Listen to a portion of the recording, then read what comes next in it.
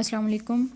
Today we will discuss about the personality, and this is second part of personality chapter 12 measurement of personality. So आज हम discuss करेंगे कि measurement of personality क्या है और कितने methods हैं जिनके ज़रिए personality को measure किया जाता है.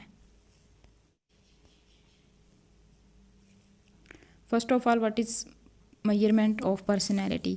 मेजरमेंट ऑफ पर्सनैलिटी का मतलब कि किसी भी पर्सनैलिटी के डिफरेंट एस्पेक्ट्स को, डिफरेंट जो ट्रेड्स हैं पर्सनैलिटी की और उनकी डिग्रीज़ को मेजर करना जो है ये मेजरमेंट ऑफ पर्सनैलिटी है. पर्सनैलिटी को मेजर क्यों किया जाता है? किसी भी पर्सन के जो साइकोलॉजिकल प्रॉब्लम्स हैं उनका पता लगाया जाए और डिफरेंट जो थ्योरीज़ हैं उनको असेस किया जाए, और इसके साथ साथ जो थेरेपीज़ हैं जो पर्सनैलिटी के लिए यूज़ होती हैं, पर्सनैलिटी के डिफरेंट जो प्रॉब्लम्स हैं उनको रिवील करने के लिए थेरेपीज़ जो अप्लाई की जाती हैं उनको उनकी एवेल्यूएशन के लिए और उनके इफ़ेक्टिवनेस को देखने के लिए, ठीक.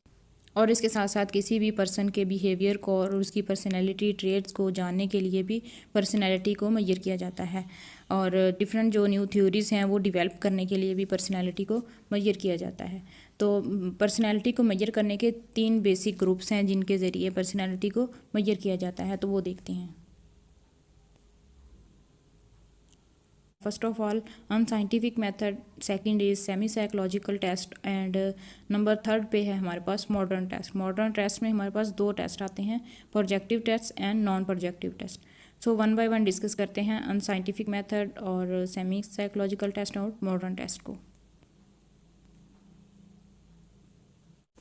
ओके, अनसाइंटिफिक मेथड जो है ये बहुत अरसा पहले यूज़ किया जाता था जब साइकोलॉजी स्टार्ट हुई थी, तकरीबन अरस्तू के ज़माने में, ठीक है. तो इस मेथड में ह्यूमन के किसी भी बिहेवियर के बारे में जानने के लिए फ्यूचर को जानना ज़रूरी समझा जाता था.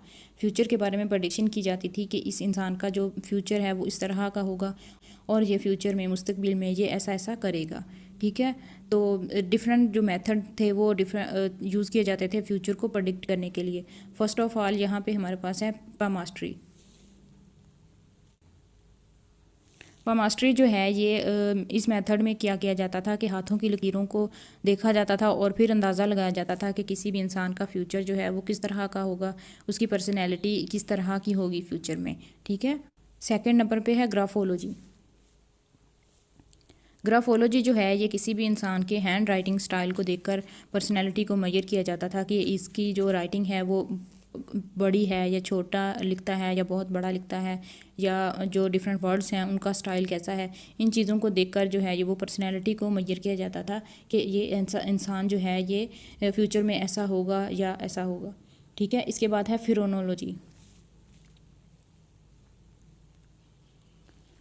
फिरोनोलॉजी जो है ये इस मेथड में क्या किया जाता था कि जो हमारी स्कल के ऊपर बम्प्स हैं, जो हमारी स्कल के ऊपर, खोपड़ी के ऊपर जो आभार होते हैं उनको देखा जाता था, फिर अंदाज़ा लगाया जाता था कि ये पर्सनैलिटी जो है ये इस तरह की है. यानी सर के ऊपर जो उभरा हुआ हिस्सा है वो इस फासले पे है या इतना उभरा हुआ हिस्सा है, तो ये इंसान ऐसा होगा ऐसा होगा. इस तरह से जो है वो पर्सनैलिटी को मेजर किया जाता था. और फिरोनोलॉजी पे जो है वो क्वेश्चन भी आया था लास्ट टाइम PPSC में कि ये इसका कंसेप्ट क्या है. तो इसका कंसेप्ट यही है कि बम्प्स ऑन द स्कल. इसके साथ साथ नंबर 4 पे है एस्ट्रोलॉजी. एस्ट्रोलॉजी जो है ये सियारों और सितारों के इल्म को कहते हैं, और इस में सियारों और सितारों को देखकर ही और इसके साथ साथ डेट ऑफ बर्थ को देखकर तो किसी भी पर्सनैलिटी के फ्यूचर के बारे में प्रेडिक्शन की जाती थी, यानी इल्म नजूम भी इसे कहा जाता है. सेमी साइकोलॉजिकल टेस्ट में भी डिफरेंट जो टाइप के मेथड्स हैं वो यूज़ किए जाते थे पर्सनैलिटी को असेस करने के लिए. सबसे पहले है इंट्रोस्पेक्शन.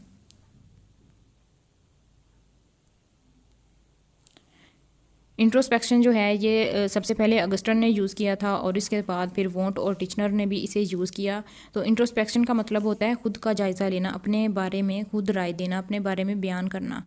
इस मेथड में इंसान अपने अंदर की फीलिंग्स, अपने एहसासात और कैफियत को खुद कॉन्शियसली जायज़ा लेता था, और फिर इसके अंदर क्या चल रहा है, वो कैसा महसूस कर रहा है, इसके बारे में एक रिपोर्ट बनानी होती थी, ठीक है. एक रिपोर्ट बनाकर फिर वो पेश की जाती थी और उस रिपोर्ट के बाद अंदाज़ा लगाया जाता था कि ये इसका जो है वो पर्सनैलिटी किस तरह की है, इसका बिहेवियर किस तरह का है, ठीक है. इसके बाद है day book method. Day book method میں بچوں کی فزیکل اور سائیکولوجیکل ایکٹیویٹیز کو آبزرو کیا جاتا تھا اور پھر ایک ریکارڈ بنایا جاتا تھا جس کے تھرو یہ پتہ لگایا جاتا تھا کہ بچوں کی فزیکل اور سائیکولوجیکل جو ایکٹیویٹیز ہیں وہ اس طرح کی ہیں اور ان کی پرسنالٹی اس طرح کی ہوگی. ٹھیک ہے, پرسنالٹی کو میئر کیا جاتا تھا. اس کے بعد ہے بایوگرافیکل میتھڈ. بایوگرافیکل میتھڈ میں کسی بھی پرسن کی گزری ہوئی پوری زندگی کے بارے میں جائزہ لیا جاتا ہے اور پھر اس کی لائف کے ڈفرینٹ اسپیکٹس کو دیکھا جاتا ہے اور پھر اس کی پرسنالٹی کے بارے میں اندازہ لگایا جاتا ہے. ٹھیک ہے, پہلے انسان کی پوری جو لائف ہے اس نے گزاری اس کے بارے میں لکھا جاتا ہے کہ یہ انسان اس طرح سے اس نے اپنی لائف کو گزارا اور پھر اس کے ڈفرینٹ جو مین اسپیکٹس ہوتے ہیں ان کو انالائز کیا جاتا ہے اور پھر اس کے بعد اندازہ لگایا جاتا ہے کہ یہ انسان جو ہے وہ اس طرح کا ہوگا یا ہے. ٹھیک ہے, اس میں 2 میتھڈ یوز ہوتے ہیں, auto biography and biography. Auto biography میں انسان اپنے بارے میں خود لکھتا ہے کہ میری جو لائف ہے وہ اس طرح سے گزری ہے. ٹھیک ہے, اور جو بایوگرافی ہے اس میں ادر پرسن جو ہیں وہ آپ کے بارے میں لکھتے ہیں کہ اس انسان نے اپنی لائف کو اس طرح سے گزارا ہے. تو پھر ان دونوں میتھڈ کو بھی یوز کر کے پرسنالٹی کے بارے میں اندازہ لگایا جاتا تھا یا پرسنالٹی کو میئر کیا جاتا تھا. اس کے بعد نمبر 4 پہ ہے ہمارے پاس case history method. Case history method جو ہے یہ اب بھی یوز کیا جاتا ہے. جب ہمارے پاس کوئی کلائنٹ آتا ہے تو ہم اس کی ایک ہسٹری لیتے ہیں. ٹھیک ہے, اس کی پرابلم کے بارے میں پوچھتے ہیں تو وہ کیا ہوتا ہے, ایک کیس ہسٹری میتھڈ ہوتا ہے. تو کیس ہسٹری میتھڈ میں بھی ہم کسی بھی انسان کی پرسنالٹی کو میئر کر رہے ہوتے ہیں. اس بایو ڈیٹا سے لے کر جو بھی سارے ڈفرینٹ اسٹیپس ہوتے ہیں بایو کیس ہسٹری میتھڈ میں وہ یوز کیے جاتے ہیں کسی بھی انسان کی پرسنالٹی کو اسیس کرنے کے لیے. ٹھیک ہے, اس کے بعد ہمارے پاس نمبر جو 3 ہے میئرمنٹ آف پرسنالٹی کا میتھڈ وہ ہے modern test. Okay, modern test میں ہمارے پاس 2 ٹائپس آ جاتی ہیں, پروجیکٹیو ٹیسٹ اور نان پروجیکٹیو ٹیسٹ, جو کہ بہت ہی لینتھی اور براڈ ٹاپک ہے. اس کو ہم پھر نیکسٹ ویڈیو میں ڈسکس کریں گے. ملتے ہیں پھر نیکسٹ ویڈیو میں, تب تک کے لیے اللہ حافظ.